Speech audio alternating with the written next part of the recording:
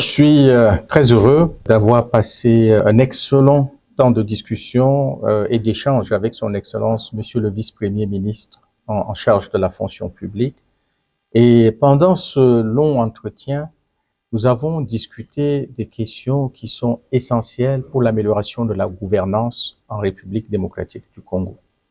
Vous savez, la Banque mondiale finance le projet d'amélioration des recettes, le projet que nous appelons communément ENCORE. Le projet ENCORE qui finance donc le travail qui vient de se terminer pour l'enregistrement, mais la certification aussi des listes des fonctionnaires, l'apurement, n'est-ce pas, de ces listes, et qui est une étape essentielle à la maîtrise des effectifs, mais aussi à la maîtrise de la masse salariale.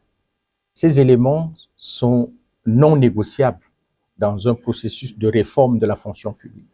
Donc nous sommes heureux d'accompagner le ministère de la fonction publique dans cet effort de réforme qui est colossal.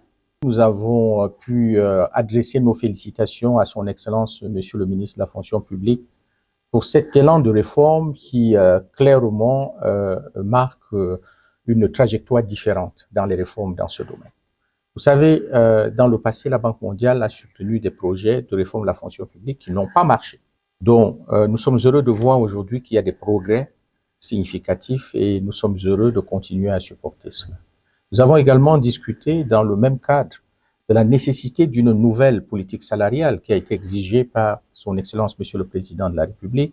Et nous avons exploré comment la Banque mondiale peut supporter ce travail, continuer à soutenir le gouvernement dans cet effort d'une politique salariale qui soit plus équitable et qui puisse être incitative pour les fonctionnaires, qui puisse permettre effectivement aux agents du secteur public de pouvoir vivre décemment de leur travail.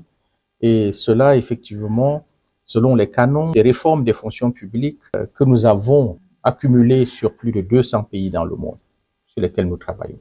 Donc, nous avons discuté de tout cela et effectivement de comment est-ce que nous pouvons approfondir notre collaboration avec le ministère de la fonction publique pour l'accompagner dans cet effort louable de réforme au Congo. Les résultats que nous voyons nous encouragent à continuer à supporter les efforts de tout ce gouvernement et du ministère de la fonction publique pour avoir une administration saine, une administration efficace, parce que sans une administration efficace, on n'a pas de développement tout court.